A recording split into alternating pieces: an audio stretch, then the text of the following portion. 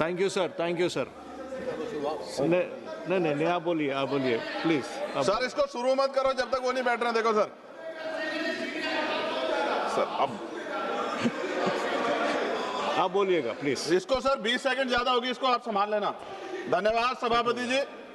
मैं वित्त विधेयक 2026 सिर्फ आंकड़ों का मामला नहीं है, बल्कि ये सवाल है कि देश की अर्थव्यवस्था आखिर किसके लिए काम कर रही है। आम जनता के लिए, कुछ खास लोगों के लिए। महोदय, मैं इस विधेयक से सहमत नहीं, क्योंकि इसकी प्राथमिकता देश की असली जरूरतों से मेल नहीं खाती। और जगदम्बिका पाल जी अभी कह रहे थे गैस की किल्लत नहीं है। ये बात सच है कि नेताओं के यहाँ गैस की किल्लत नहीं है, लेकिन आम जनता के यहाँ गैस की किल्लत है। जब हम जाके देखें ग्रामीण क्षेत्रों में, तब हमें इस बात का एहसास होगा। सरकार कह रही है कि देश की अर्थव्यवस्था तेजी से बढ़ रही है, लेकिन अगर ऐसा है तो युवा बेरोजगार क्यों है, किसान कर्ज में क्यों, और मजदूर को काम क्यों नहीं मिल रहा।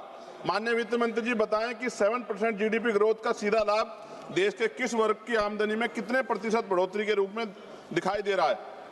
टैक्स व्यवस्था से बोझ किस पर और राहत किसको। सरकार कहती है कि टैक्स सिस्टम आसान किया गया है, लेकिन सच्चाई यह है कि ज्यादा बोझ उसी पर पड़ता है जो अपनी कमाई रोजमर्रा के खर्चों में लगाता है।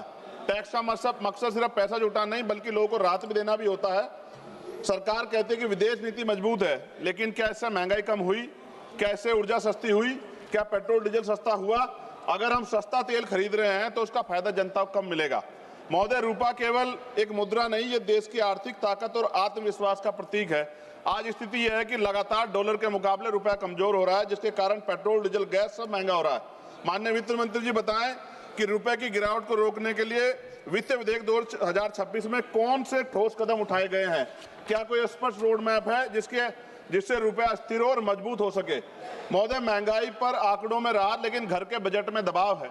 सरकार कहती है कि महंगाई नियंत्रण में है, जबकि मौसमी के जनवरी 2026 के आधिकारिक सीपीआई डेटा के अनुसार खुदरा मुद्रास्फीति 2.75% और खाद्य मुद्रास्फीति 2.13% रही।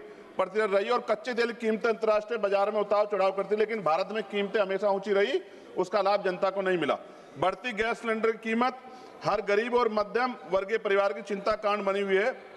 पहले नोटबंदी की लाइन और फिर ऑक्सीजन की लाइन, सिलेंडर की लाइन। क्या इस सरकार ने देश की महान जनता को लाइन में लगाने का ठेका ले लिया है। आज पिछले कुछ दिनों से बेमौसम बारिश हो रही, जिसकी वजह से किसान की फसल खराब हो रही है। माननीय वित्त मंत्री बताएं कि बेमौसम बारिश से प्रभावित किसानों को समयबद्ध और पर्याप्त मुआवजा देने के लिए इस वित्तीय विधेयक में क्या ठोस व्यवस्था की गई है। महोदय, एमएसएमई क्षेत्र भारत की अर्थव्यवस्था की वास्तविक रीढ़ है। छोटे उद्योग की सबसे बड़ी समस्या जटिल ऋण प्रक्रिया, समय पर भुगतान, डिजिटल संक्रमण की लागत, बड़ी कंपनियों से असमान प्रतिस्पर्धा और बाजार तक पहुंच। क्या इनमें से किसी समस्या का समाधान इस विधेयक में निर्णायक रूप से लिया गया है। माननीय वित्त मंत्री जी बताएं कि वित्त विधेयक 2026 में ऐसा कौन सा बड़ा कदम उठाया है कि एमएसएमई, ग्रामीण, गैर कृषि क्षेत्र और महिलाओं के रोजगार को निर्णायक गति दे सके। 5 मिनट प्राथमिकता दी जाए ताकि व्यापार और किसान को इसका लाभ मिल सके। सभापति जी, सरकार कह रही है कि आधिकारिक दस्तावेजों के अनुसार 2025-26 संशोधित अनुमान राज्य के घाटा जीडीपी का 4.4% है। फरवरी 2026 के आंकड़ों के अनुसार भारत के पर लगभग 200 लाख करोड़ का कर्ज है। माननीय वित्त मंत्री बताएं कि ये कर्ज किसके लिए है और उस पर ब्याज का बोझ कितना है। ये कर्ज देश के विकास के कितने काम आ रहा है और उससे उस पर लाभ समाज किन वर्गों को मिल रहा है। नगीना लोकसभा में माननीय वित्त मंत्री जी बताएं इस वित्तीय विधेयक के नगीना क्षेत्र की सड़क और बुनियादी ढांचे के लिए क्या विशेष प्रावधान किए गए हैं। मैं मांग करता हूं कि नगीना क्षेत्र में राष्ट्रीय राजमार्ग नेटवर्क से प्रभावी रूप से जोड़ा जाए। विशेष रूप से नगीना, बिजनौर और मेरठ कॉरिडोर को प्राथमिकता दी जाए ताकि उद्योग और व्यापार पर किसानों को सीधा लाभ मिल सके। युवाओं के भविष्य के लिए नगीना में एक स्किल डेवलपमेंट सेंटर और उच्च शिक्षा संस्थान की स्थापना की जाए ताकि रोजगार के अवसर बढ़ सके। और विशेषकर उत्तर प्रदेश के नौजवानों के लिए रोजगार देने के लिए इस विशेष बजटीय क्या प्रावधान किए गए बताएं।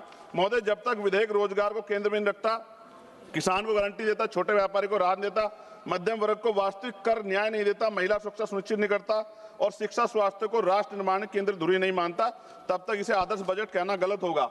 सभापति जी, पक्की नौकरियां खत्म है, आउटसोर्सिंग पर नौकरियां है, क्यों ना कहा जाए कि बहुजन विरोधी सरकार है। सभापति जी, विमुक्त और घमंतु जातियों के सशक्तिकरण के लिए इस बजट में क्या विशेष प्रावधान है। दिव्यांगजनों के सशक्तिकरण के लिए इस बजट में क्या विशेष प्रावधान किया गया है। पुरानी पेंशन का लाभ आप क्यों नहीं देना चाहते।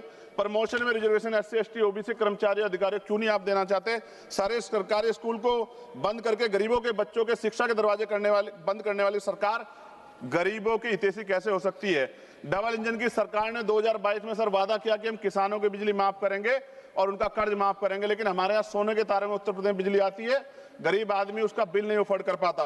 और ट्रांसजेंडर के सशक्तिकरण के लिए आपने कौन सा प्रावधान, विशेष प्रावधान किया है? अंत में सभापति जी खत्म करते हुए, पिछली बार जब वित्त मंत्री जवाब दे रही थी तो सूचना की सही जानकारी के कारण उन्होंने एक त्रुटि उनके द्वारा की गई थी, मैंने उनसे आग्रह किया था। मैं उम्मीद करूंगा कि वित्त मंत्री जवाब देकर इसको इस बार सही कर देंगी।